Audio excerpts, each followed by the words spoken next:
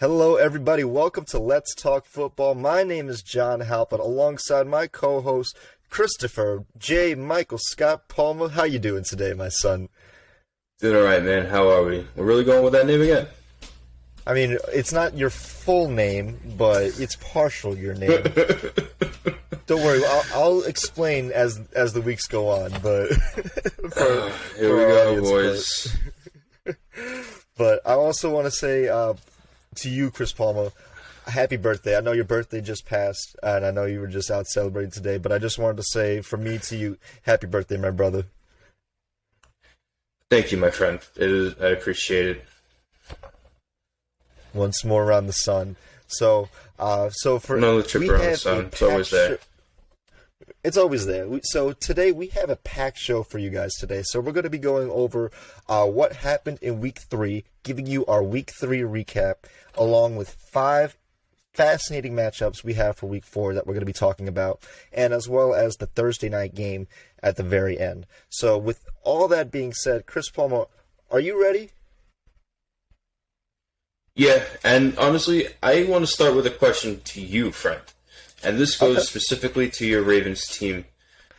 Now, I'm going to give the utmost credit where credit is due. Justin Tucker made history by making a 66-yard field goal.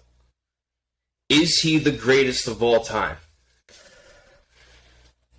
I mean, I'm biased, but I will say yes, only because he has a lot of records for kickers, obviously now being a 66-yarder. But obviously, when it comes to the greatest kickers that we could think of, Adam Vinatieri is probably the pinnacle at the top. And as you and we were discussing off air before, if you take away Adam Vinatieri's rings, he's probably the most accoladed kicker, the most decorated kicker, because he's made the most clutch kicks in NFL history in the biggest spots. But for me personally, I would say Tucker is the best because not only does he's the most accurate kicker, he's dependable beyond 50 yards, which a lot of kickers are not, and obviously the 66-yarder. So he's making history that way. So me personally, I would say he's the best. I also have his jersey because I know I love repping his jersey, but it's either him and Adam Vinatieri, and honestly, I don't mind him being right next to Adam Vinatieri. I agree. That is a very respectable name to be put up against when it comes to your respective position. Adam Vinatieri is, without a doubt, probably the first name of most of us as a generation think of when it comes to a field goal kicker. Mm-hmm. Yeah, he's made a lot of clutch kicks, and probably without him, the Patriots dynasty probably never kicked off to begin with. Pun intended. So, with that being said, we're gonna dive straight into our recap about last Thursday's games, the Sunday games, and the Monday night game. So first, we're gonna start off with the Carolina Panthers beating the Houston Texans 24-9. Sam Darnold and the Panthers are looking pretty good, although the Texans are not looking so good. Chris Palmer, your thoughts on that game? Are the Panthers for real? I think they're starting to become for real, dude. They're really becoming exciting, and the front office is making all the right moves. I'll get into that more later when we talk about them. It's impressive what's going on in North Carolina right now, I think. So heads up. It is a very fascinating to watch in see a team develop in Carolina and seeing how Matt Rule is developing that team. It is keep your eye on Carolina, folks, because the Panthers, they are looking for real. And that, as Chris Palmer said before, that is one team that we're going to be talking about later on in this episode, is the Panthers and the Cowboys, that matchup for Week 4. With that being said, let's move on to the Sunday's games. Let's go to the game that you just brought up a couple minutes ago, that Baltimore Ravens versus the Detroit Lions. Justin Tucker hitting a 66-yard field goal to win the game 19-17. It took a hell in a handbasket for the Ravens to win that game, but we won that game. So, Chris Palmer, what are your thoughts on that game? You and I, we spoke about this off air. you guys shouldn't have just beat the Lions. That game, you guys should have won by well more than a touchdown, and it took a wing and a prayer and a broken record to beat the Lions. Yes. So, that, in my opinion, as a fan, a coach, a player, that should really start ringing some bells to start doing something better and hope for better, because that was not a good showing for the Ravens. Yeah, you're right. We should have won that easily. I believe the line on that was about 10 points or so. It was a big line on that point. So, but for the Ravens to just barely make it, it says something. But the Lions just happen to find new ways to lose, which is just so funny. But with that being said, let's move on to some more Sunday games. The Atlanta Falcons versus the New York Giants. The Atlanta Falcons won on a last-second field goal, 17-14 against the Giants. Chris Palmer, what's going on with the Giants? I don't know, man. They fall to 0-3. My main question is it time to start looking to next season? 0-3 is not a pretty look. We've discussed this before. I'll say it again. If 0-3 is not a good look. Yes, teams have bounced back from this, but 0-3 isn't a pretty look in any division. So yeah, there's if you lose again, that question's going to sound a lot louder if it's time to start moving to next season or not. Mm-hmm. Especially for the Giants, because there's a statistic around the NFL where I believe since the merger, any team that has gone 0-3 has an 88% chance of not making the playoffs. So there's only a 12% chance of teams making the playoffs if they go 0-3. So with that being said, the Giants, that's a team that we're probably going to be discussing at some point within the coming weeks. So Giants fans, you're safe today. But when we're talking about them, we're going to go deep dive into what is going on in New York. But with that being said, let's move on to some more NFC East teams. The Buffalo Bills beat the Washington football team 43-21 single-handedly. Are the Bills back on track, Chris Palmer? Yeah, the Bills are for real. There's no question about that. They're for real. Josh Allen's special.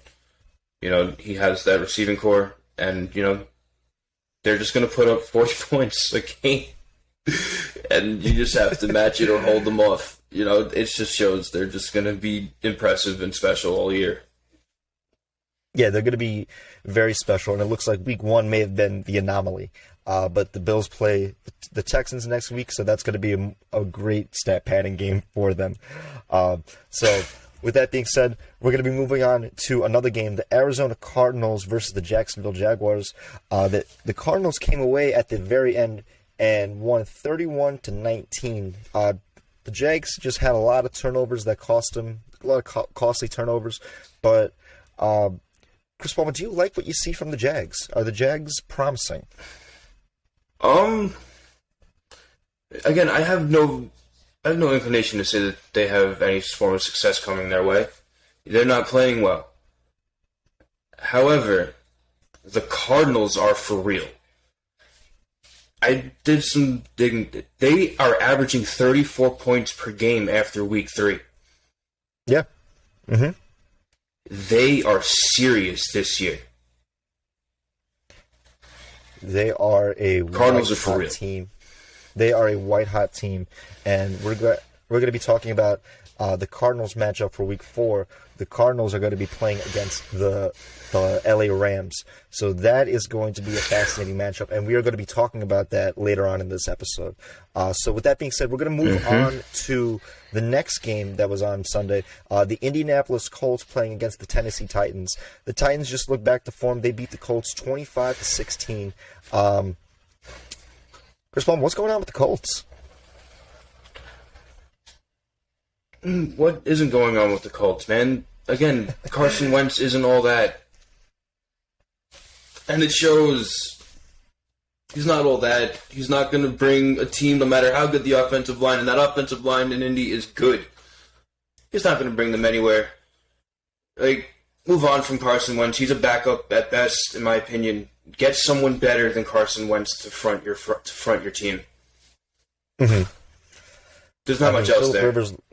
Phillip Rivers looked really good in that same team last year, and they're pretty much verbatim back-to-back, just different quarterbacks. Carson Wentz he just struggles. And I think even though there is some injury to that offensive line, they're just not cashing out against the teams that they need to cash out on. And they brought the Rams to a close fight in week 2. But other than that, a lot of teams have actually bullied them, and they've had quite a bit of control against them. But if we're going to be talking about bullying, the Cleveland Browns bullied Justin Fields on his first start and beat the Chicago Bears 26-6, having 9 sacks on Justin Fields. So, Chris Palmer, I know you and I are both big on Justin Fields.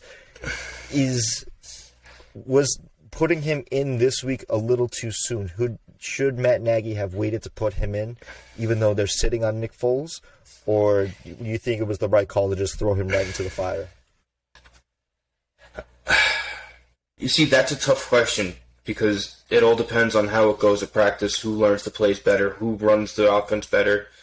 You know, we know how Nick Foles can play, and we know how Nick Foles can mess up. We don't know either of which from Justin Fields. You know, this was his first ever professional start. It is very unfortunate they had to play the well-oiled machine that is Cleveland. You know, but this was more or less an expected loss. No one expected the Bears to win this game. Everyone just wanted to see how Justin Fields would play. You know, if they could manage against the Browns, maybe they could eke out a couple of wins. You know, they got beaten by Cleveland. And not just on the scoreboard, physically, they were tossed around like they weren't even there, like they were children. Like they were absolute children. Mm-hmm. Yep. You're 100% right on that because the Browns just had their way. And granted, we expected the Browns to win that game, and I believe both you and I picked that game to win, for the Browns to win. But what we were saying before in our last week's episode is we know the Browns are probably going to win, but how are the Bears going to look with that offense? And if they played well, then that was going to be a good sign to come. But being that they played very poorly now, and actually the Bears have the worst ranked offense in the league now, that's a problem. And so we're going to be keeping an eye on the Bears, and that's a team that we're going to be looking at going forward and seeing their progression as a team. But another team that got bullied last week, which, unfortunate for you, Chris Palmer, was your Pittsburgh Steelers against the Cincinnati Bengals. I called that upset for you, and Mike Tomlin doubled down on what he did. He actually asked Ben to throw more than he did on week 2, and just did not care about running the football. They only had, I believe, 15 attempts or so. Chris Palmer, what's going on with your Steelers, man? Well, first off, again, we went into week 3 mega hurt on defense. You know, we were missing 2 out of 4 out of our front 7. We are missing Tyson Alualu for, I believe, another 5 weeks. I believe he was called out for a 6-week injury to a foot fracture. And TJ Watt, thankfully so, actually didn't play because he had a strained groin and was put on a day-to-day. I said it in our last week episode. I hope he didn't play. I hope he would take the week. I knew the detriment that it was going to be. I also didn't know, I believe it was Juju didn't play that game either. He had a rib fracture that he was found just before the game and then was ruled out. And then Ben Roethlisberger played with a pectoral injury. So we are playing hurt once again. You know, the possibility, the idea that it's possibly time to bench Ben is there, but there's always a flip to that coin, and that's, we don't have an answer. We don't have an answer, and that is just sheer poor preparation for post-Ben Roethlisberger. We all know, Absolutely. and I'm talking as football fans across the board, you do not go Hall of Fame quarterback to Hall of Fame quarterback. There will be times in quarterback purgatory, but there are ways to prepare and move through it in a less, I guess, hostile fan environment, partially, and a more easy transition to a solid quarterback that can keep you as a contending team. Right now, we have none of that. This, where it's looking, could potentially be our first negative season because of our poor preparation as a franchise for post-Ben Roethlisberger. It very well could be your first negative season, and we actually went in depth with this last week, and the Steelers have done a poor preparation job to prepare for Ben's inevitable end. And obviously he's a Hall of Fame quarterback, and like you said before, it's hard to go from Hall of Fame quarterback to Hall of Fame quarterback. But I think you shouldn't expect to find a Hall of Fame quarterback after Ben. You should expect to find a quarterback that best fits the play style of how Mike Tomlin wants. And I mean, we'll talk more about the Steelers as the season goes on, but pretty much this was not only an upset, but it was an ugly upset. So with that being said, we're going to keep an eye on your Steelers. They play the Packers next week, so that's going to be a really tough test for them because the Packers are looking true to form. So, but with that being said, let's move on to another AFC game, which is the LA Chargers upsetting the Kansas City Chiefs. The Chiefs have now lost 2 straight in September under Andy Reid, and the Chargers are looking really good. I know, Chris Palmer, you called that upset.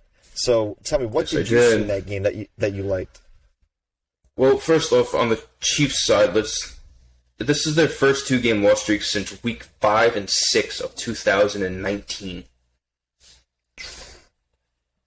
Almost 2 years. So that just goes to show how well-oiled of a machine the Chiefs are. And that's a testament to how well the Chargers had to have played. 100%. So there's a lot of good to watch. Like, I have some stuff written down for the Chargers later on when we go down through it. The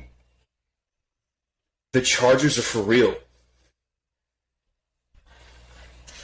You came in and you beat up an already beaten up Chiefs team, and you beat them up pretty freaking good. Yeah. And that's a matchup we're going to be talking about is the Chargers next week against the Las Vegas Raiders.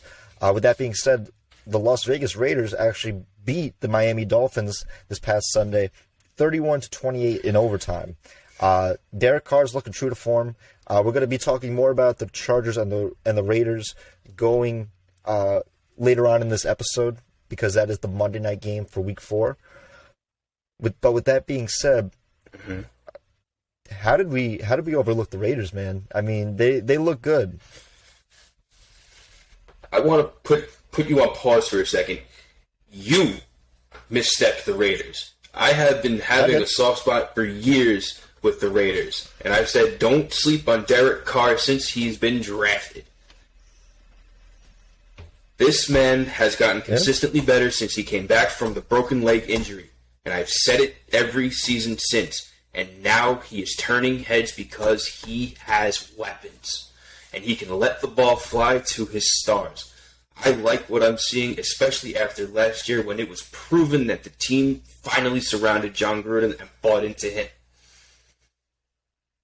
They bought into his unorthodox style. And I like it.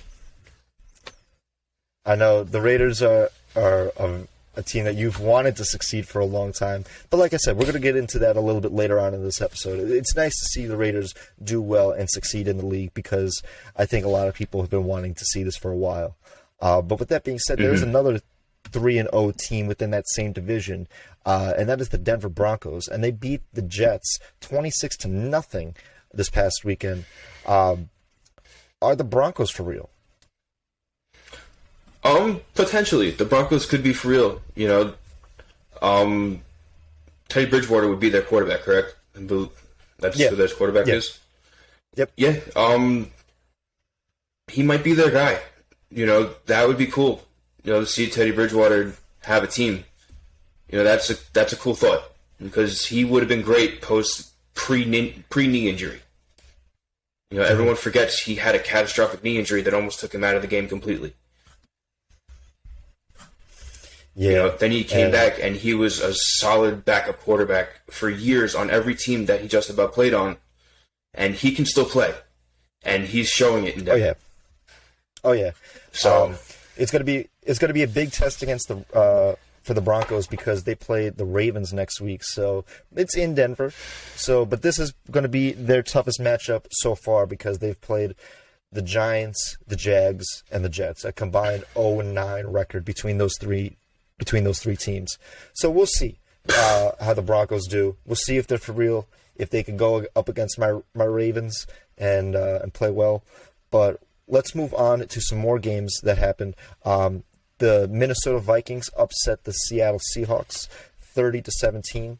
Once Seattle scored 17 points, I believe their kicker missed a field goal, and from there the Vikings said, "We're going to take this game." And I called that upset. It was a very interesting game to watch on the highlights. But Kirk Cousins, man, he looks good. He looks good. Yeah, I agree. Vikings are playing a lot better than originally thought. I'll be honest with you. I'll pay credit where credit is due. Kirk Cousins is playing like a man. Like he's playing fucking ridiculous football right now. He's tearing it up in Minnesota, and my hat's off. So keep an eye on the Minnesota Vikings. They're playing a lot better than their record suggests.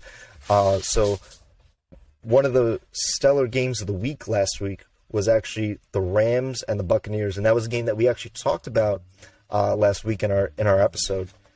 The Rams look good, and as I told you last week, that Bucs defense can be had because they're not as good. And actually, as of today, the Buccaneers actually signed Richard Sherman to their team. But with that being said, the Rams won 34-24 against the Buccaneers, and the Rams look true to form. Are the Rams the team to beat in the NFC?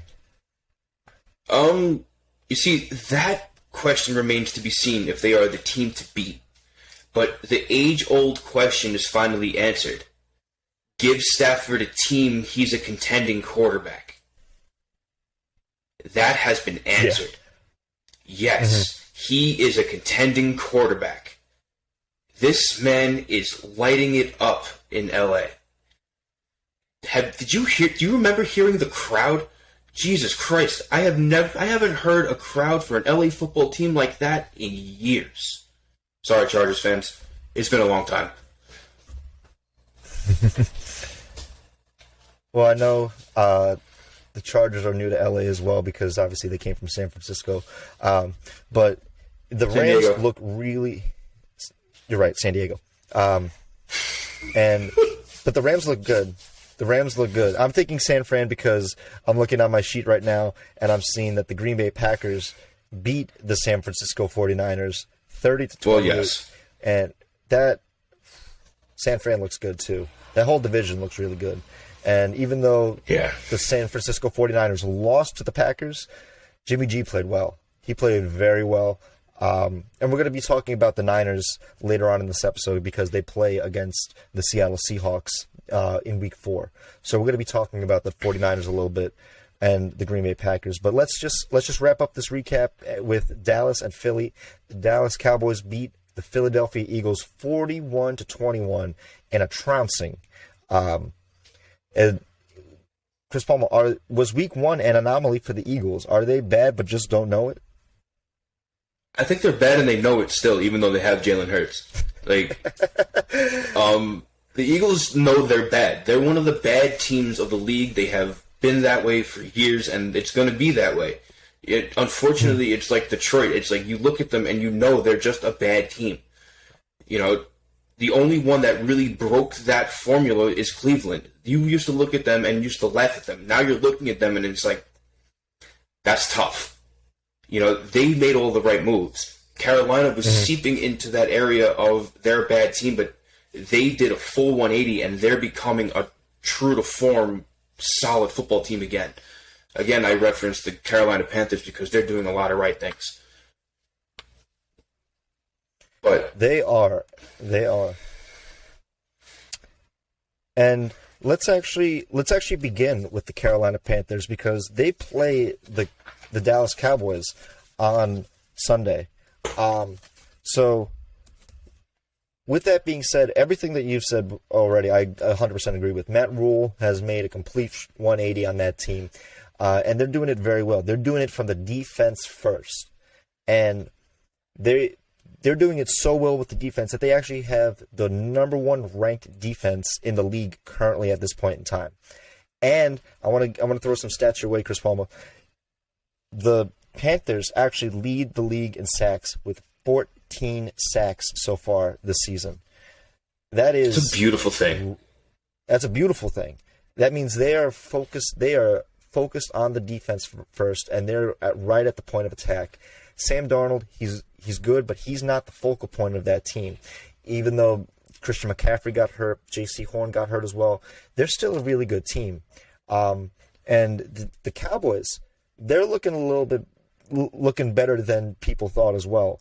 The Cowboys actually lead the league in turnovers. They love their turnovers this year. They actually had 8 turnovers on the season, on their defense. And the Cowboys, they don't get many sacks. They have 4 sacks so far this year, but they've given up 7. So their line is a little bit sus. But Chris Palmer, what are your thoughts on this game? Is it going to be a physical matchup on Sunday?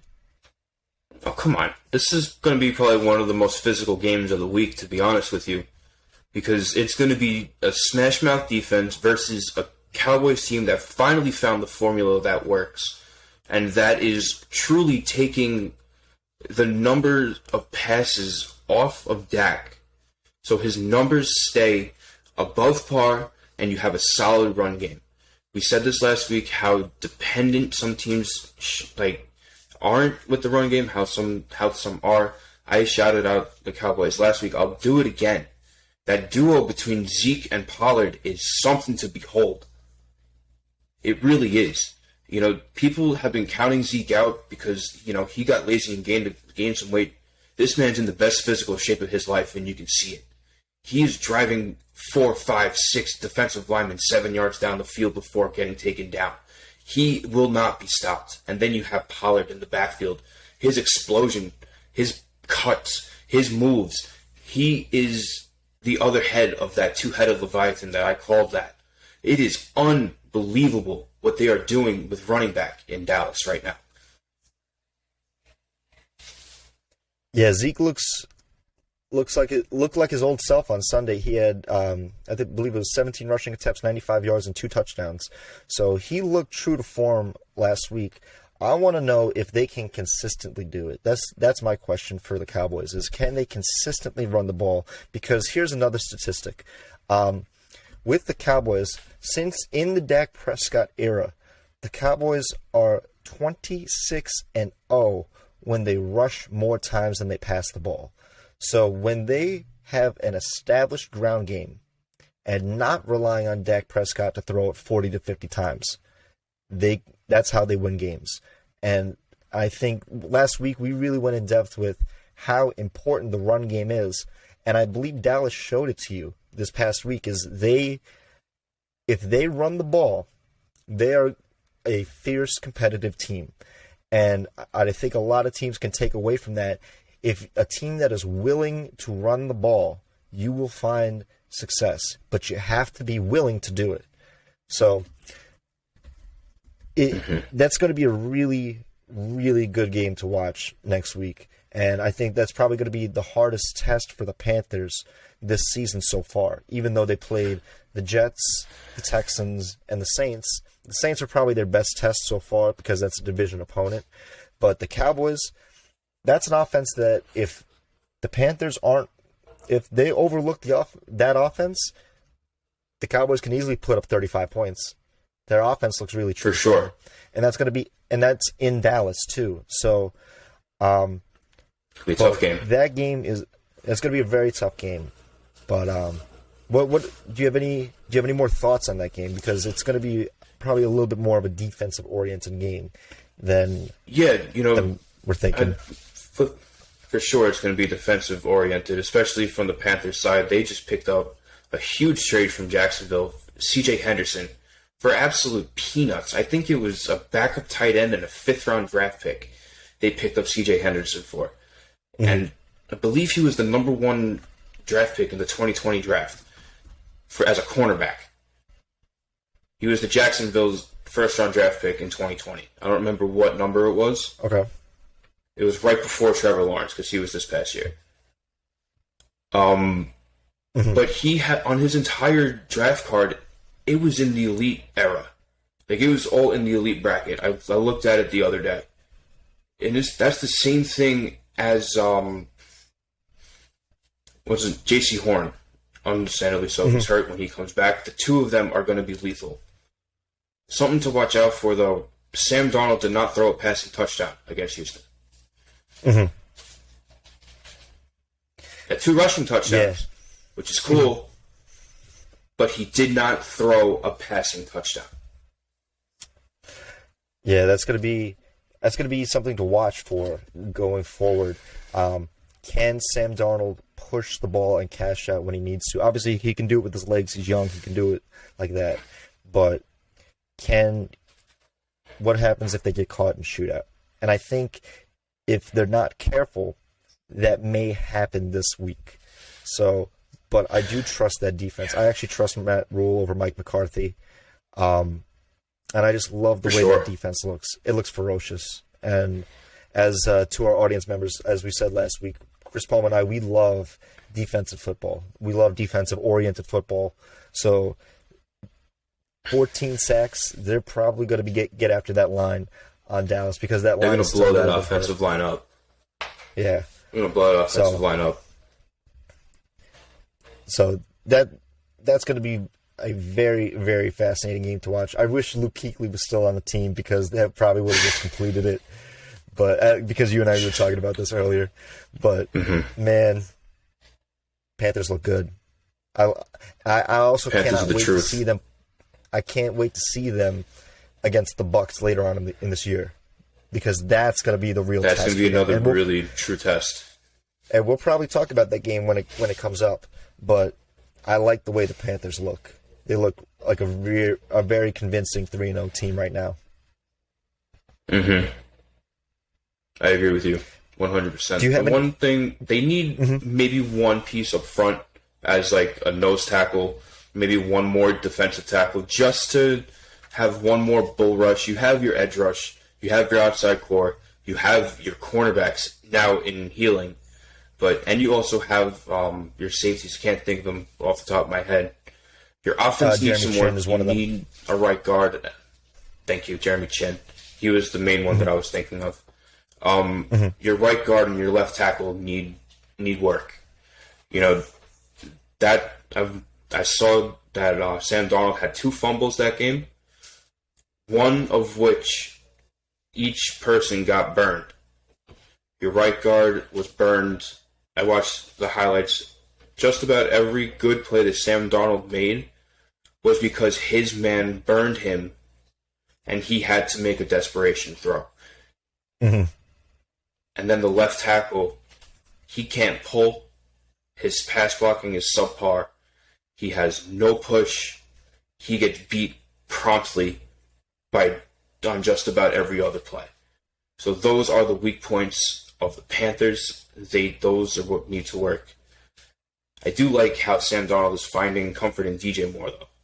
That is a great duo to watch, and it's going to be exciting to watch coming this week and from this season moving forward. Yeah, both teams are looking more like themselves. But do you have any final thoughts on this game, Chris Palmer? Just the Panthers may have an issue stopping Pollard and Zeke this week. That's a two-headed dragon. So this is going to be fun to watch. Yeah, if the Cowboys are willing to run the ball, it's going to be a big test against that defense. But with that being said, let's move on to a very offensive-oriented game, another game that we want to discuss, and that is the Cardinals versus the Rams. A fascinating matchup. These two teams are white hot going into this game. Kyler Murray is playing unbelievable. Matt Stafford is playing unbelievable. The teams are playing complementary football back and forth. I still haven't decided this game yet because when I looked at the stats, most of these stats were pretty identical between the two teams. Like they have some pretty. Like I want to run some numbers with you, Chris Palma. So Kyler Murray so far in these three stretches of games has over 1,005 yards, 7 touchdowns, 4 interceptions, but he's averaging 9.9 yards per throw, and he has a passer rating of 113. That's insanely good. But Matt Stafford, on the other hand, they're very similar. They're right there, to the point where Matt Stafford has 942 yards, 9 touchdowns, 1 pick, and he's averaging 10 yards per throw instead of 9.9. So they're slinging the ball, but he has a passer rating of 129. So what does that mean? That means that Kyler Murray is basically playing near perfect, but he makes some mistakes. But Matt Stafford is playing almost perfect football. He's playing almost perfect football. And so that is going to be I hope that game is broadcasted in our area. I doubt that game is broadcasted in our area, but that game is going to be a fun one to watch. And I have some more stats here, but I want to turn it over to you, Chris Palma. What are your expectations for that game in particular? I'm going to call this one game of the week. This is going to be the game of the week. I was watching Kyler Murray highlights, and I'm going to call this out right now. He reminds me of Michael Vick. Michael Vick on the Falcons, man. He's squirmy. He could let the ball rip. He's fast. He's not afraid to lower his shoulder. Dude, he is special. Kyler Murray reminds me of an Atlanta Falcons Michael Vick. And that defense is for real. I remember I heard a couple of sports announcers around like week 1 or 2 asking if it was going to be Kyler Murray carrying the team and that defense was just going to be laid back and let other teams score. Stop. That defense is tough. That's disrespectful. Chandler Jones, him alone, he is the forefront of that defense. And then their cornerback core, their middle linebacking core, that edge rush, that defense is the truth. Their defense is the truth, and their defense is actually the 12th ranked defense in the league right now. And the Rams are the 21st ranked defense in the league right now. So the Cardinals are actually going into this game with a little bit better of a defense than the Rams. But with that being said, I want to know if the Rams can do what they've been asking other teams to do, and that is to stop their best edge rusher. Aaron Donald is obviously the best edge rusher in the league right now on the Rams. And so in order to beat the Rams, most teams have to stop Aaron Donald.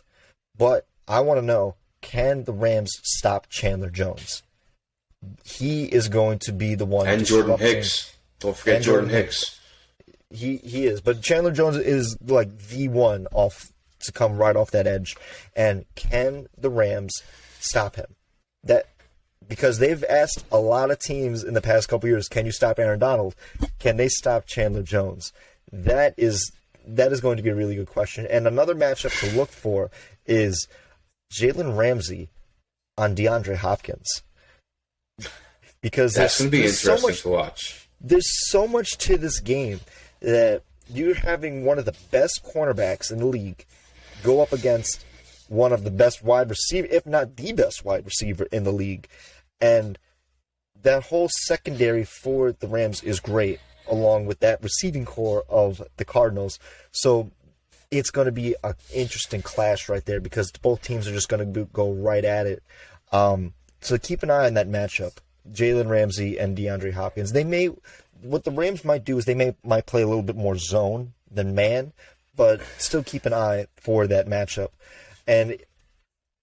But this game is going to be won or lost on third down. Now, I told you earlier that I looked up a lot of stats for this game, but there was one big difference, and that is third down conversions. And what I mean by that is the Rams have actually had more success on third down than the Cardinals. The Rams have actually converted about 54% of their third downs, so about more than half of their third downs they have converted. But conversely, the Cardinals have converted only 35% of their third downs. So the game is going to be won or lost on third down. That is going to be crucial for both teams. Can the Cardinals stop the Rams and vice versa? I think for the Cardinals, what they might have to do, obviously on the offensive side of the ball, they're going to have to utilize Kyler Murray's mobility, spread the ball, spread the field, and move that D-line. Because obviously Aaron Donald's going to be right on that D-line, and that whole pass rushing unit for the Rams is looking really good. So he's got to be able to move the line with his feet, just go, any which way. But the game is going to be won and lost on third down. I agree with that. But the one I see that there's another hole where you could actually beat the Rams on their defense is their recognition of screens. I'm gonna throw a stat at you from the game that they just played against Tampa. Tampa threw 9 screens that game. Ooh. They read one of them. Okay. They were able to read one. And they were able to stop one for negative yards. Every other one was taken for 5 or more yards. One of which I believe ended in a touchdown. It was a little tight end dump screen. So what you're saying is the Rams have to be better against the screen game against the Cardinals. They need to be better with play recognition. And I fear that with the mobility of Kyler Murray and his ability to hide the ball with his read options, he's going to confuse the hell out of that defense. This is going to be a true testament to how good this defense really is, because I feel they haven't gone up against someone as mobile as Kyler Murray yet. Yeah, they haven't. And that's one thing strong defenses struggle against is against mobile quarterbacks, because you have to extend the play. You have to keep bringing some pressure in, even though the pocket has shifted. And it's going to be very difficult for the Rams, but this is why that division is so tough, because each team just looks so strong against one another. But we're going to really see who's going to separate in that division, who's going to separate from their division opponents. And for the Rams, it's for them to go toe-to-toe against the Bucs, impressive. But can you do it against the teams that you need to beat? And the Cardinals are, this week, the team that you need to beat. And they're lithium hot. It is a lithium hot. And I also want to put out there, I want to give you another stat, Chris Palmer, before we move on to the next game. So Matt Stafford has been throwing, obviously he threw for, in the past 3 games, 942 yards. Cooper Kupp is playing out of his mind right now. He is absolutely insane. And he's so far this... I want to give you his stats through 3 games so far this season. He has 25 receptions for 367 yards and 5 touchdowns. He is playing amazingly. he's looking true to form. Better than I think people thought. And if you have him on fantasy, keep riding him. We don't do much fantasy, but if you have him, keep riding him. The Cardinals, what they're going to have to do is they might have to double team. They're going to have to double team him, actually, because take him out of the game. Force Matt Stafford to throw to the secondary receivers. But the secondary receivers, Deshaun Jackson. Exactly. That's the thing. Is you have Robert Woods and Deshaun Jackson as your 2 and 3. So it's you don't want one-on-one matchups on that either, because D-Jax is just going to get you right up the field. But he's going to burn you on a fly route every time. It's like Chris Paul. But if I asked you, it's like, okay, if you want to die by me stabbing you or a gunshot, it's like you're going to die either way. But it's right. Like what do you want? Like what do you want? Left or right? Left or right? It's like we're going to burn you either way. It's like you want a slow death or you want a quick one. So it's like you want D-Jax up the middle, or you want Cooper Kupp to just start chewing field. So it's going to be right. That game is going to be a really good game to watch. And for Nick Bates, you better get your Rams jersey out, because the Rams are looking real good this year. But with that being said, Chris Paul, do you have any final thoughts? So they better come ready to play. Mm-hmm. Oh yeah, they're looking lithium hot, and I want to shift over to our third game that we wanted to talk about, and that's actually still within the same division, and that is the Seahawks and the 49ers. So we have a lot of high expectations for that Rams-Cardinals game. What are your expectations going into this division rivalry? The 49ers, man, that run defense is lethal. That front seven is nasty. They're rebounding off of a heartbreaker, and I feel they're going to come in with a nasty taste in their mouth, and they're going to beat it out of Seattle. That Seattle defense scared me. It was almost like last season, where they just rolled over on their back until the second half of the season. I kind of hope it was an anomaly, but 49ers are the truth, and if Seattle comes out not playing as we know Seattle can play, they're going to get rolled. Yeah. And would it surprise you, Chris Palmer, if I told you right now, at this point in time, the Seattle Seahawks have the worst ranked defense, the 32nd ranked defense in the league? Does that surprise you? I could agree with that. I could see that. No.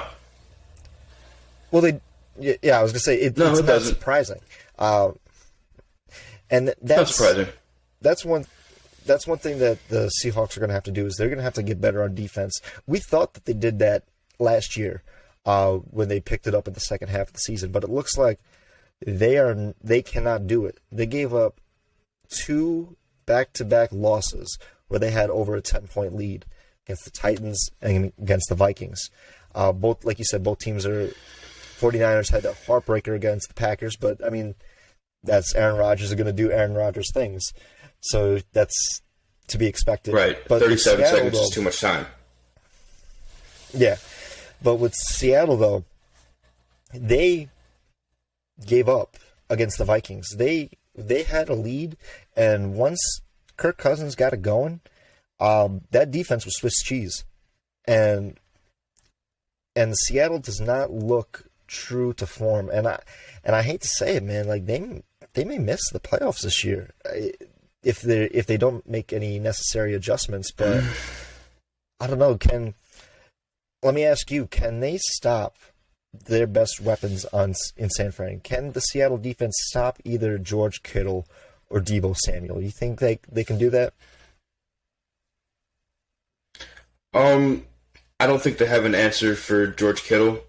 The one thing I do want to see, though, is how they use Trey Lance, and how, if you watch the highlights of last game when Trey Lance got his sweeping touchdown to the left, Trent Williams sent someone. I'm going to give a shout out to Trent Williams, left tackle. Believe he's 9-year veteran. He is an unbelievable left tackle. he sent a secondary into the stands. He absolutely blew some guy up for a wide open lane for Trey Lance. I want to see how they use Trey Lance in the playbook. I hope that he isn't just going to become like a wildcat type of guy. So. Mm-hmm. Well, I know, doing my research on this game, I'm gonna give some numbers to you, Chris Palma. So, in regards to that Seattle defense, Seattle gave up, on their defensive side, they gave up 463 yards, total yards against the Vikings. Nearly 500 yards against the Vikings. But the 49ers, looks like they have changed their identity as an offensive unit. I do, like you said before, Trent Williams is playing unbelievable, and that's not only good for him, but that's also good for the 49ers as a whole, because that's the side you got to protect Jimmy G on.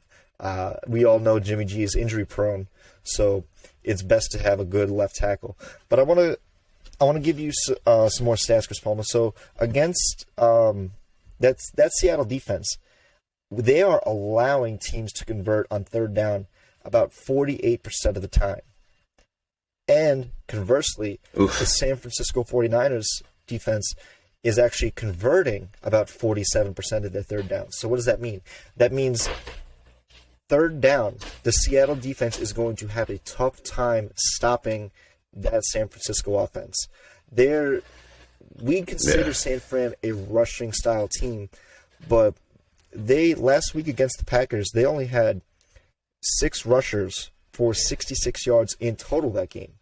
The rest of the game fell on Jimmy G, and he made the plays. He made the plays that were necessary for them to win.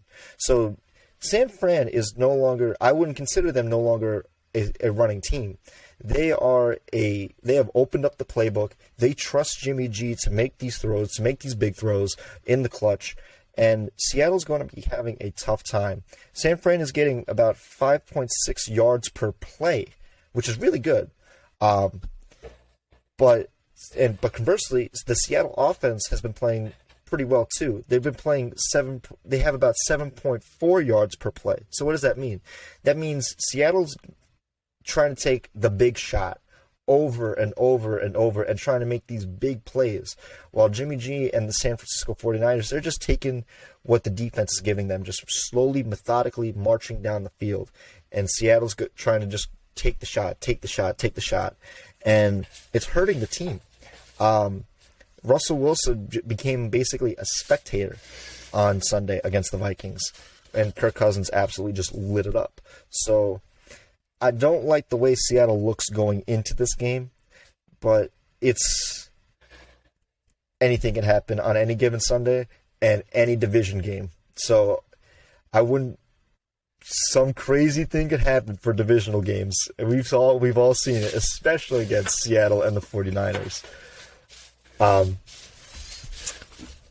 But how impressed are you with Jimmy G so far this season? I like the way he's playing, man. You know, he worries me with how injury prone he is. And another thing that worries me is, you know, that defense is pretty hyper aggressive with their blitz packages. You know, they fire early when they're going for outside contains, and that's where they get burned on basic draw plays or basic screen plays. They fire when they're supposed to stay outside and contain and get the outside man. But let's say the outside man is on like he'd give you a tap and then he goes for a play. Mm-hmm. But you're not waiting. They're not waiting. They need to sit back, especially against Russell Wilson, because any given day, Russell Wilson can flip a switch and he's going to be like, okay, I'm one of the top quarterbacks in the league yet. You know, at any given point, he could be like, all right, enough is enough, take the gloves off, and he's like, okay, guess what? I'm still elite. Yep. Russell Wilson is like crazy right now in his prime. And he's, like you said, he's one of the best quarterbacks in the league. It's going to be tough for that Niners defense because they're not what they were 2 years back, but they're still pretty solid. I want to give a shout out on the 49ers defense to Fred Warner, the middle linebacker. He is a young little middle linebacker who can get it done. He is fierce, he's ferocious, and he's for real.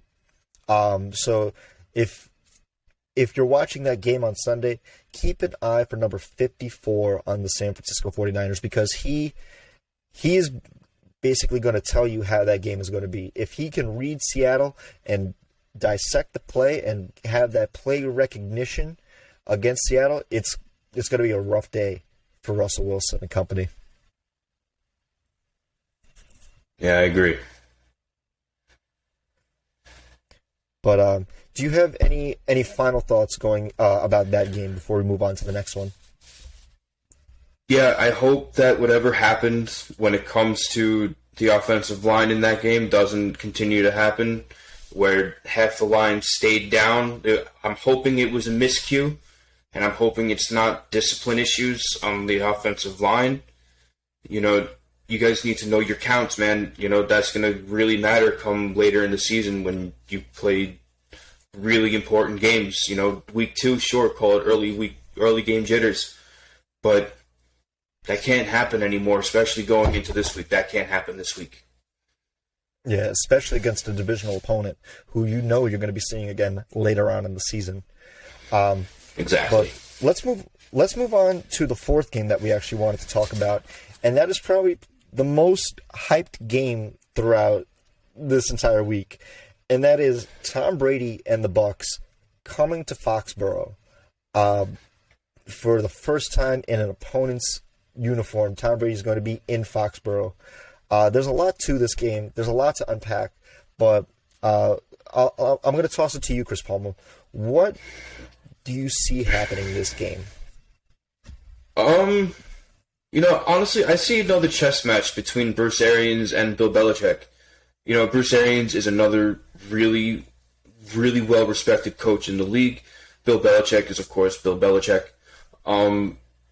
However, on the other side of that coin, Bill has to prepare for Brady. So in my mind, is Belichick going up against his Frankenstein's monster? The one thing that he thought was going to protect him, is it going to come in and destroy him? Mm-hmm. You know, He has a rookie quarterback in Mac Jones who, I like Mac Jones. He can't keep up, and that's just being respectful. You know, you can't keep up. Sorry. You know, and that defense, as good as it is, Brady knows that defense. I'm sorry. You know, he knows that defense in and out. He's watched that defense for 19 years. So,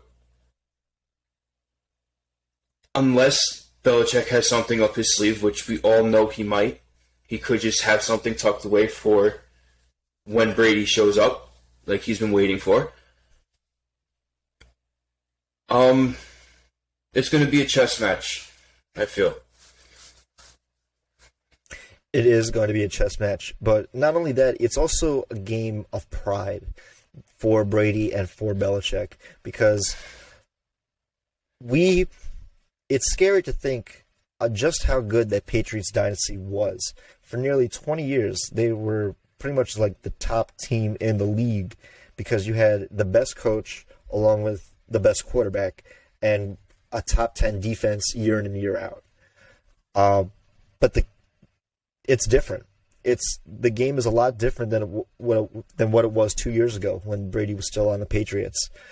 The game has changed, and I completely agree with you. It's going to be a chess match between Bruce Arians and Bill Belichick, but I think it's also going to be a chess match between, obviously, Tom Brady and Bill Belichick, because Brady's going to be right at that line of scrimmage, seeing, reading that defense, calling audibles, calling out the mic. He, like you said, he knows that defense because he probably still has some of them in his phone contacts from his time in New England.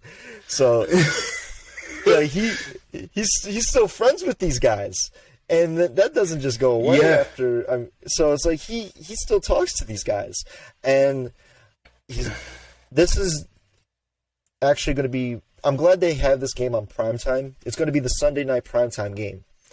But I'm really glad that this is on primetime because this is for all the times that we've seen Brady.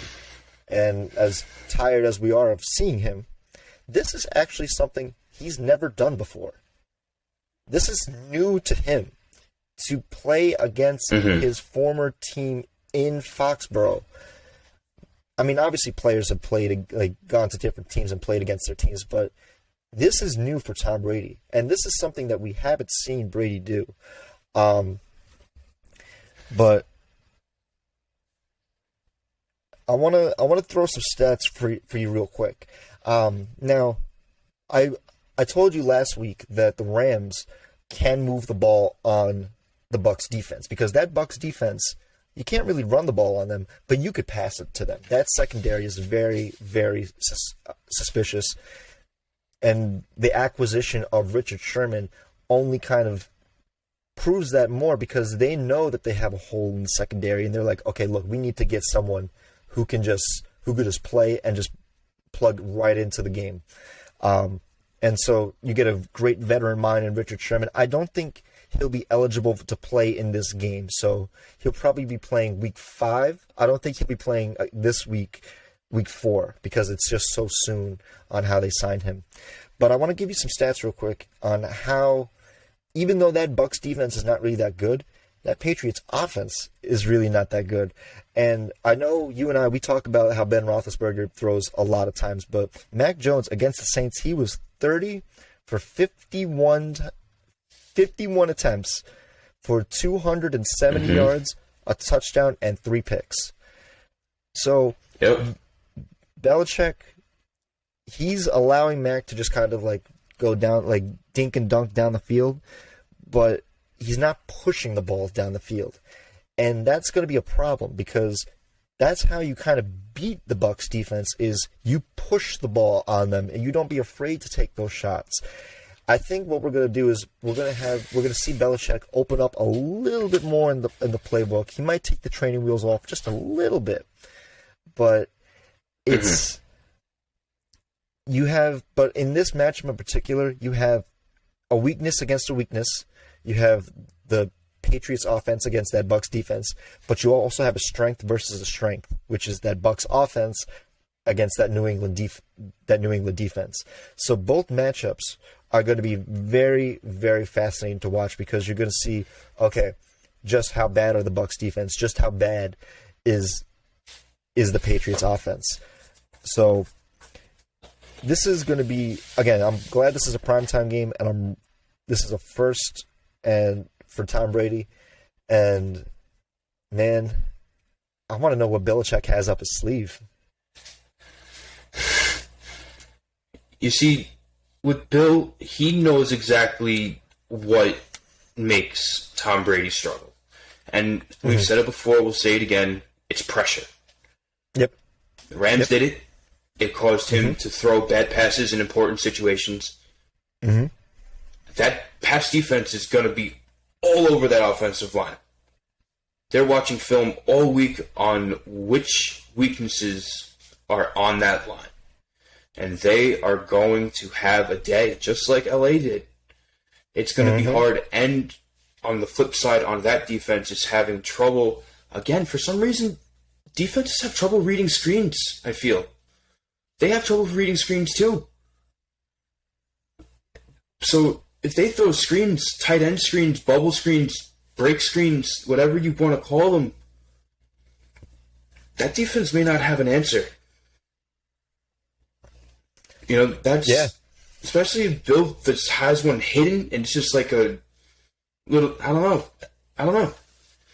It's weird to me that professional teams are having trouble reading reading screens.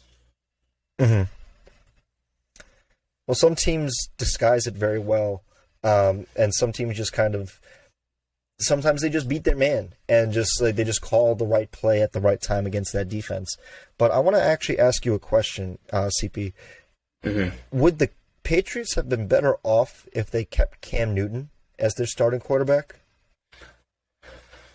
You see, that's kind of a loaded question because we didn't get to see enough of him in a Patriots uniform healthy.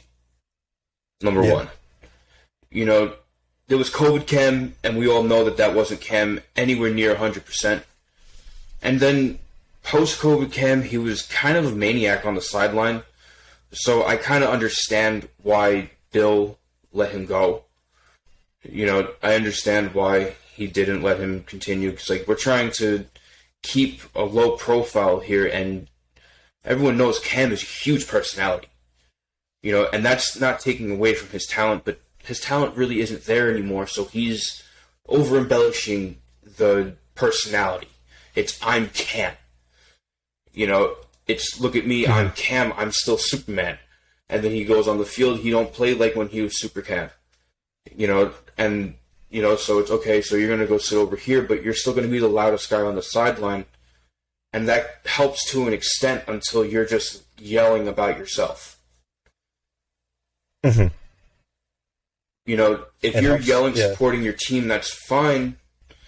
But if you're yelling and you're just yelling, saying, look at me, I'm Cam, everyone's going to look at you like you're a fool. Mm-hmm. You know, and that's probably why so many teams are struggling with the fight of, do I pick up him? Because he is a good, solid talent. But again, if they're trying to run an under-the-radar, you know, situation, having him on the sideline is more of a detriment. I can see that. It was just something I thought about before, because even though Cam is, like you said, he's got a huge personality and all that, but at the end of the day, could he win more games than Mac Jones? And it's tough. It's just one of those questions where it's like there's no answer to, because it's more of a thought experiment. But with that being said, I just hope for the Patriots' sake, for Mac Jones, that he's able to push the ball down the field, because that's what they're going to need to do to win against the Bucs on Sunday. But with that being said, do you have any final thoughts on this game, Chris Palma? I'll be honest with you, I don't see the Patriots coming out on this one, because point blank the end, I don't see Mac Jones being able to keep up. You know, that Patriots defense, that Patriots team really overall is a well-oiled machine, even though their defense has their flaws. You know, the Patriots are new again. You know, half that defense didn't play last year. Mm-hmm. So they're coming back. It's all fresh. You know, they took a year off. They took a full year off. Yep. You know, then they came back, so it's almost like coming back from scratch. And now you got a rookie quarterback, and now you're facing the Super Bowl champions. It's like, you know, change the uniform, who does that sound like? Any other team in the league. Pretty much, yep. You know, ace in the holes, they have Bill Belichick, but can he do it? Yeah. Yeah. The coaching only goes so far, but the game will manifest itself. And we will see exactly how the game will transpire, because there's so much that is beyond anyone's control on the field. So with that being said, that matchup is going to be a very, very fascinating game, a first-time game for Brady. And I believe if he does it, he'll be one of a few quarterbacks to beat all 32 teams if he beats the Patriots. So with that being said, let's move on to the last game that we actually wanted to talk about, and that is the Monday night game, the Las Vegas Raiders versus the Chargers. I can already tell that this is the game that you and I are on the complete opposite ends of the spectrum for, because I'll be honest, I'm impressed with the Raiders so far. I'm more impressed with them because they beat good teams, as opposed to the Broncos, who beat the worst teams. So even though the Broncos and the Raiders are 3-0, the Raiders are a more impressive 3-0, because Derek Carr is playing out of his mind. He's playing his best year so far. He's playing absolutely incredible. I want to give you his stats so far. He leads the league in yards thrown this year. He has 1,203 yards in 3 games. He's throwing for nearly 400 yards a game. insane, absolutely insane. Mm-hmm. And the Raiders need every bit of those yards too, because like it was with the Ravens and the Dolphins, they brought it to overtime. So he's not getting those yards in garbage time. He's getting them because they need them. And he stepped up. He has 6 touchdowns and 2 interceptions this year. And conversely, Justin Herbert he's not far behind, actually. He has 956 yards this year so far, 6 touchdowns and 3 interceptions. So you can kind of see the experience on Derek Carr more because he's just that vet now. And I'm so glad that Gruden was finally able to accept him and put 2 arms around him, because I don't know, Derek Carr has been the life preserver for that team for the past couple years. And I know you have been wanting the Raiders to do well for years now. Is this the year they do it? Is this the year that they make the playoffs and do it? Well, if you remember when we first brought up the Raiders when we were in high school now, I said give them 8 years. This is going on year 9, so I'm a year off. You're a year off, yeah. I'm a year off. I missed them by a year. I'm going to call that one because he broke his leg. Honest. I will pull his broken leg here. They are for real, dude. Like you said, he's thrown for almost 400 yards a game. Just last game, he threw for 386 and 2 TDs. He's one pick, unbelievable right now. You're playing out of your mind, and the thing is, he's hitting every target he has. He's not pinpointing one person. He's not becoming a one-dimensional, one-player quarterback. He's hitting Renfro. He's hitting Edwards. He's hitting Ruggs. He's hitting everyone. And they also have a little stout little running back in Peyton Barber. You know, he is a player to watch. You know, he's tight. And another really, let me throw an impressive thing at you. They were perfect in the red zone against the Dolphins. Ooh. What were they? Yeah. What's the stat? You got the stat? All touchdowns. I think it was 4 for 4, all touchdowns. Ooh, nasty. That is cashing out big time. That is, and that game is going to be crazy. I like to see the Raiders do well, but you and I are both a little on John Gruden. I know that we're both kind of when he signed that 10-year deal, we're like, well, that's a lot. That's a lot. That's a high kick, is what it was. But they have wrapped around him, man, and I respect it. I got to say, the one thing I've been impressed with the Raiders so far is their defense is a lot better than last year. And that was one thing I said to you last year a lot, was I don't trust their defense. Their offense can get it done. Like you said, Renfro, Ruggs, Peyton Barber. They got Darren Waller, one of the best tight ends in the league. Derek Carr just has to kind of like spread the ball out a little bit more, and he's able to find success. And also, I believe Josh Jacobs is hurt. Their running back there. That's their actual starting running back. I believe he's still hurt, so I'm not sure if he's going to be in this game or not. But man, I'll be honest. I'm still, even though the Raiders are 3-0, I'm still kind of iffy on them. Because, like I told you, I believe it was last week, this is a game of attrition, and this is going to be a long season. And we have seen, since Gruden has taken over the Raiders, we have seen them have success in September, earlier in the year. But as the months go on, they just can't sustain that success. So they kind of trail off at a certain point midway to the end of the season. So it's an impressive 3-0 start right now because of not only the caliber of teams that they've played against, because the Dolphins, Steelers, and the Ravens, they're all pretty good teams, all teams that have won over 10-plus games last year. But I want to know, how long can they keep this up? And I know probably when we're picking this game, you're probably going to go Raiders, and I'm leaning towards Chargers because, man, Justin Herbert is special, bro. He made the plays that he needed to beat the Chiefs last week, and they and they won the game. Like, he is special. He was the best player on the field last week. And yes, Patrick Mahomes was on the field last week. Justin Herbert's special, man. But Derek Carr, it's so good to see him like playing. This is like so far his best year so far, and I really like seeing it. And I think we're going to be in for an absolute shootout on Monday. And the reason being, I think it's going to be a shootout is because the Raiders' defense is actually their strength lies on that D line. Max Crosby's doing really well. Nazib is doing really well. That whole defensive line is really good. But their secondary is a little suspicious because teams can throw the ball on them. But I want to go conversely.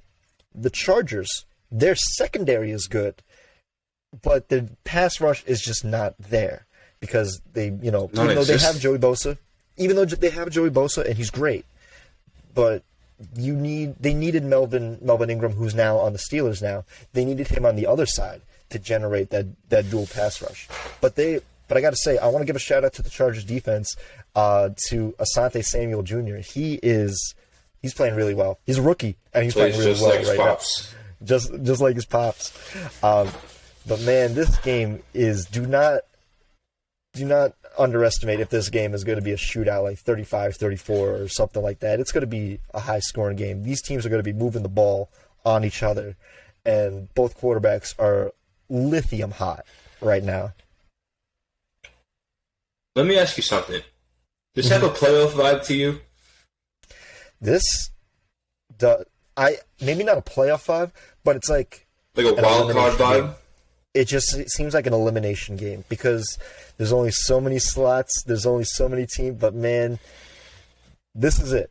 I feel this could turn out to be playoff energy, man. This is going to be sick. This is.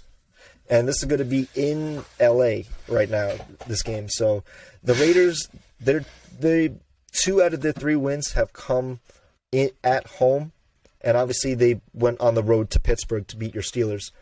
But man, the Chargers and the Raiders, man, this is the test for both of them, because obviously you have to beat one another in order to get to the playoffs. But man, this is going to be special. We're going to be watching something really special come Monday. Yeah, these games this week are special. There's a lot of stuff happening all through these games. I'm excited for this.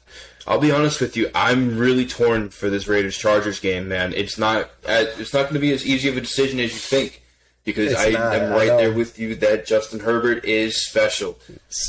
Man. He's special. The freaking Raiders, they are playing unbelievable. They are unbelievable right now. Good. Mm-hmm. This is the best Raiders team that I remember.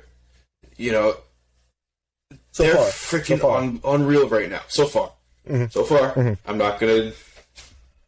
This is the best Raiders team that I remember from years past so far. Come week 3. Yeah. Mm-hmm. Man, and it's good to see the Raiders back in relevance, too, because they are such a historical franchise that... Since this new millennium, they have not succeeded well. They only went to the 1 Super Bowl, but even since then, they haven't really been doing well. They haven't drafted well. But John Gruden, it's taken him a while, and obviously that's a tough division too, because now the teams are all starting to get really good. But man, it's good to see the Raiders do good. And I'm still torn on this game. I'm leaning towards the Chargers because I just think that they have that little X factor. But I'll probably be waiting until the day of to make my pick for this game because it's going to be a hell of a game. I'm right there with you. I have no idea at this point in time. Every time I look at the tail of the tape, it's just I have no idea. It could go either way, and honestly, I wouldn't be mad. This is just going to be a game to sit down and enjoy. Yep, this is going to be one of those games. Just sit back, relax, and just watch, because the game will manifest itself, and it's going to be a great thing to watch. So those were the 5 games that we've actually wanted to talk to you guys about. Those are 5 matchups that we think are going to be crucial going into Week 4. Obviously, we don't have enough time to go into all the other games, but Week 4 is actually going to be starting on Thursday. with the Jacksonville Jaguars going against the Cincinnati Bengals. So we're going to briefly talk about that game, but I want to ask you, Chris Palmer, is this the game where Trevor Lawrence gets his first win in the NFL? You see, I don't know, honestly, because you look at Joe Burrow, he's still young. He's coming off of a big injury. He also has now Jamar Chase being a rookie. It's LSU versus Clemson all over again. It's LSU versus Clemson. Trevor Lawrence was Clemson, and now Joe Burrow and Jamar Chase are LSU, and that's all it's going to be. It's literally, I'm pretty sure LSU are the Bengal Tigers, and Clemson are also some type of wildcat. Yep. Like, I know they have a paw. I'm pretty sure they're a wildcat. Yeah. Some type of bear, like some type of cat. A So it's like something. it's like reliving watching college ball, but the thing is, I still have no inclination to think that the Jags are going to beat the Bengals. I have no love lost for the Bengals, but I will give them credit. They are the better team. They are definitely better than the Jags. Sorry, Mike. Mm-hmm. Yeah, we have a friend, Mikey, who this year he's a Jags fan, but we'll see what team he is next year. But with that being said, I gotta say it feels like a college game because of how young these teams are. These teams are very, very young. You look across the board on offense and defense on both sides of the ball, and both teams are extremely young. I mean, it looks like they just got out of class probably a couple hours earlier before getting into this game. It's two young teams, the two number one overall picks in back-to-back years, Joe Burrow, Trevor Lawrence. So, but I think the key differences is the Jags are just making too many mistakes. They're really hurting themselves with all these mistakes.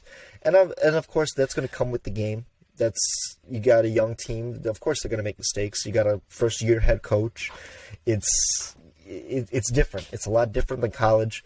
It's a lot harder than it is in college, and that's what really separates the NFL from college. But I think the Bengals. I agree with you. I think the Bengals right now are just the better team. So if I'm going to be making my pick for that game, I'm going to say that I think the Bengals are going to win that game. Even though I wouldn't be surprised if the Jags won, because I believe, if my memory serves me right, Joe Burrow, it took him a couple weeks for him to win his first game as well. It took him a little while. So week 3 or week 4? Week 3 or week 4. So like around this time, you could start seeing the rookies start getting some wins. But I'm going to be picking the Bengals to win that game. And as much as I would like the Jags to win, because fuck the Bengals, but I just think that they're just the overall better team.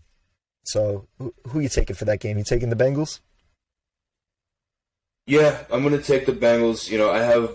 I just have more trust in Joe Burrow. He showed more in his rookie season prior to his injury than Trevor Lawrence has up to this point. I remember, I think it was his third game, he threw 63 times or something like that, and he connected on 50 plus of them. He's special. The one thing I remember of that game was watching Colin Cowherd. Shout out Colin Cowherd. He started the segment with, "Do you recognize what you saw last night?" And he repeated himself 4 times. Because those who don't will just see, "Oh, that's crazy." No. He threw like 62 times and he dropped 8 passes or something like that. It was unbelievable how he played. Joe Burrow was special. And from draft to now, well before the draft, we have heard nothing but how Trevor Lawrence, the generational superstar, is going to change the game. He hasn't won a game. Yeah. He has not won a game yet, and the inexperience really shows. But week 4 has some very fascinating matchups. I think for that game in particular, watch out for the Bengals defense. They're going to capitalize on a lot of mistakes that the Jags have. But Chris Palmer, do you have any final thoughts before we sign off? before going into this week, just everybody is going to enjoy watching every game. Going back to the Cardinals game, just watch out for Rondell Moore, man. He's their kickoff returner, and I believe he's also a backup wide receiver. They mostly have him as a kickoff. I told you off air week 1 when the Cardinals played that this kid's going to be something. He had a massive punt return and a kick return in that same game. Ooh. So the kid's got wheels. I'm not going to say it, but you know who he's starting to remind me of. I know. I'm not saying it because it's a bold move. It's a bold statement to say because it's early yet, but the kid's fast and he can move. So keep watching him throughout the season.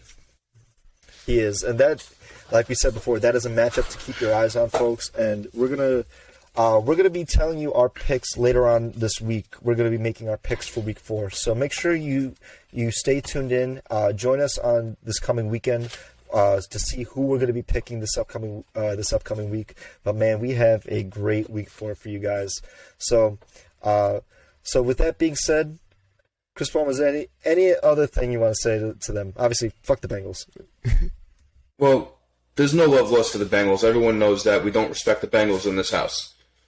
But they are just the better team, and there's no denying it. Mm-hmm. Sorry, Mike. But this is going to be a fun week, guys. Buckle up. Here we go. It's time. We are in for a treat. So with that being said, thank you for watching Let's Talk Football. Make sure you join us again this weekend. We're going to give you our predictions for each game, and make sure you join us next week for our weekly recap and our next episode of Let's Talk Football. So with that being said, my name is John Halpin. This is Chris Palmer, and we'll catch you next time. Later, guys.